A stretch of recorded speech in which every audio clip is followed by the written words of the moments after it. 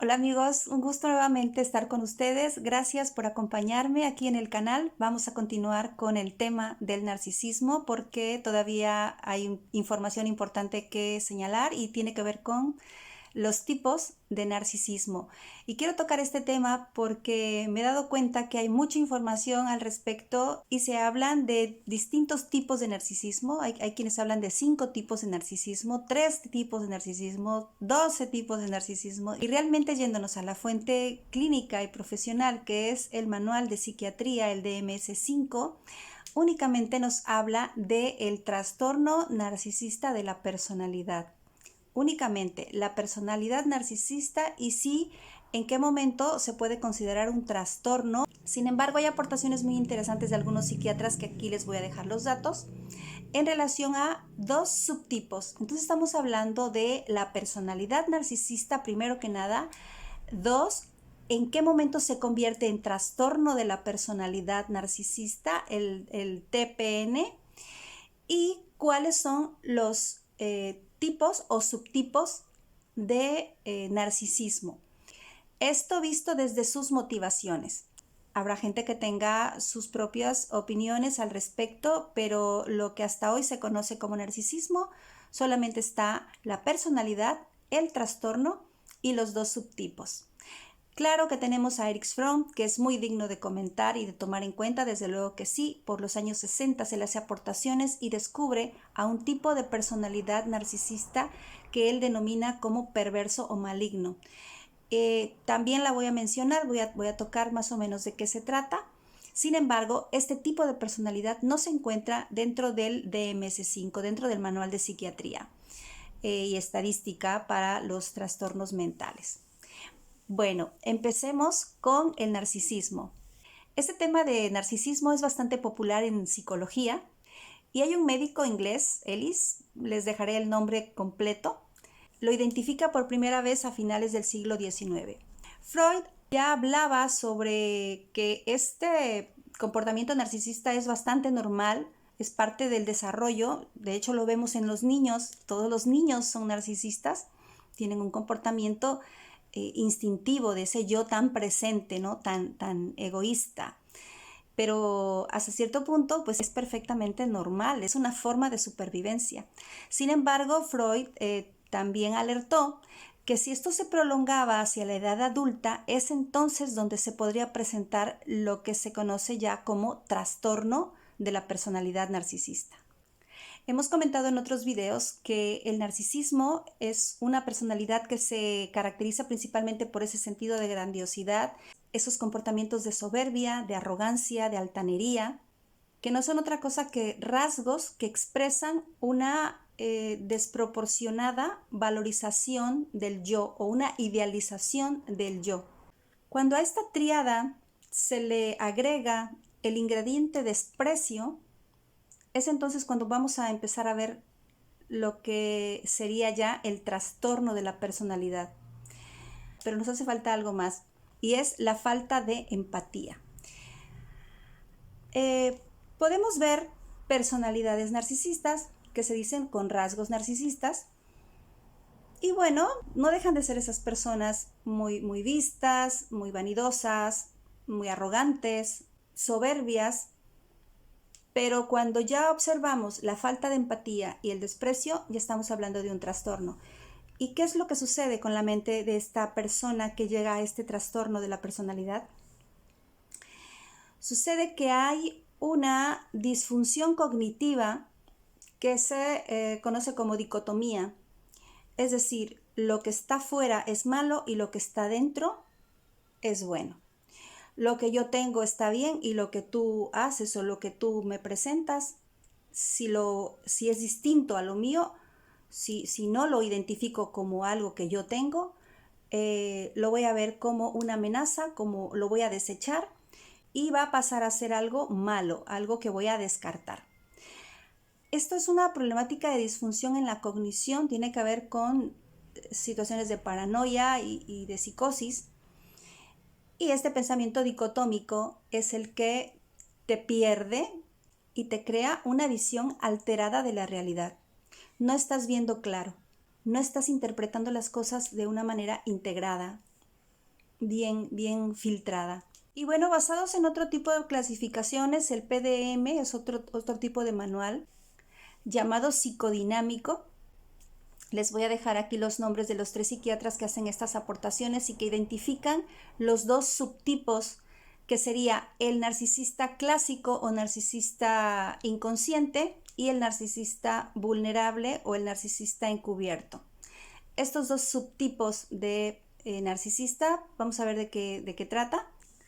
En el narcisismo clásico o narcisista clásico inconsciente, que es llamado precisamente inconsciente porque no se dan cuenta del impacto que pueden tener en los demás sus conductas, los estragos que pueden causar a su alrededor. Se mueven en ese comportamiento de grandiosidad, de altanería, de tener ellos la razón siempre, de jactarse de que ellos son mejores que los demás, ese sentido de superioridad. Buscan siempre sentirse importantes y admirados, necesitan mucho de la retroalimentación, de la admiración de los demás, del aplauso. Y bueno, pues son eso, bastante egocéntricos, llaman mucho la atención, pero dentro de todo sería el narcisista con el que mejor puedes tratar porque su autoestima está un poco más fortalecida. Ellos saben que pueden, son personas muy capaces, están mucho en puestos de poder, en puestos políticos también. Son los altos mandos en muchos espacios. Y esto, bueno, pues ellos lo saben de sus fortalezas, eso los hace sentirse seguros. Sin embargo, su personalidad narcisista les hace también caer en situaciones de abuso con los demás. Me parece que el narcisismo clásico sí es capaz de sentir empatía. Podemos ver un jefe narcisista que es buen jefe, que no abusa de su empleado o que le va a proporcionar lo que necesita, va a tratar de ser empático con él. Muchas veces esto lo hacen por una cuestión de conveniencia, pero sí pueden llegar a empatizar, y a dolerle las cosas, nada más que no les gusta la debilidad, entonces lo van a manejar de una manera un tanto fría, un tanto práctica, porque no se permiten a sí mismos ellos sentirse débiles también. Lo ven como algo malo. Al final tienen también un temor de su propia vulnerabilidad.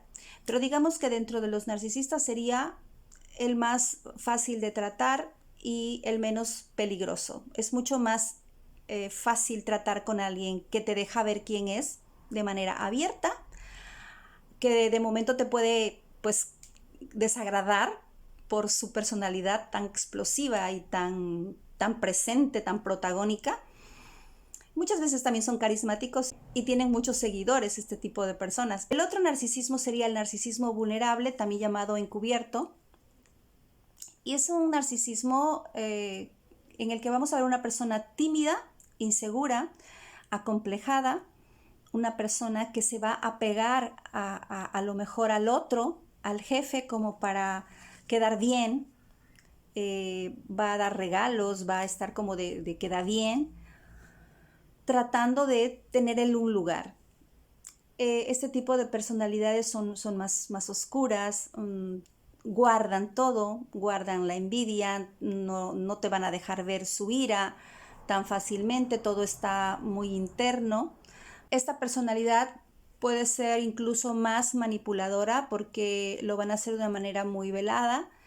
Esa manipulación va a tener la intención de, pues a través de la lástima o del exceso de generosidad, obtener de ti pues lo que ellos quieran. Esos serían los 2 subtipos y nos vamos a ir al que más me preocupa porque estadísticamente se está viendo con mayor frecuencia y sería el narcisismo perverso, así le denomina, o narcisismo maligno, así le denomina Erich Fromm por los años 60.